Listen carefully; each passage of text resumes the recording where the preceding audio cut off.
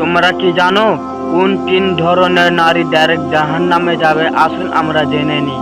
তুমি কি জানো কোন তিন ধরনের নারী কেয়ামতের দিন সিরাতের সেতু থেকে নিচে পড়ে যাবে? রাসূলুল্লাহ সাল্লাল্লাহু আলাইহি ওয়াসাল্লাম স্পষ্টভাবে তিন শ্রেণীর নারীর কথা বলেছেন, যাদের পরিণাম হবে অত্যন্ত ভয়াবহ। প্রথম নারী, অকৃতজ্ঞ স্ত্রী, যে স্বামীর পরিশ্রম, ভালোবাসা আর ত্যাগকে কখনো মূল্য দেয় না। স্বামী যতই ভালো করুক, সে সর্বদা অভিযোগ করে, কখনো খুশি হয় না। এই অকৃতজ্ঞতা আল্লাহর কাছে খুব অপছন্দনীয়। দ্বিতীয় নারী, যে পর্দা মানে না, যে লোকের সামনে নিজের সৌন্দর্য প্রকাশ করে, যে সাজসজ্জাকে দুনিয়ার সামনে দেখানোকে গর্ব মনে করে, এই অবহেলা তাকে সিরাতের সেতুতে ভয়ানক বিপদের মুখোমুখি করবে। তৃতীয় নারী, গীবতকারী মহিলা, যে অন্যের বদনাম করে, গুজব ছড়ায়, মানুষের পেছনে লাগাতার খারাপ কথা বলে। এই গুনাহ মানুষকে ধীরে ধীরে ধ্বংস করে ফেলে। হে আল্লাহ, আমাদের সবাইকে হেদায়েত দিন এবং সরল পথে রাখুন।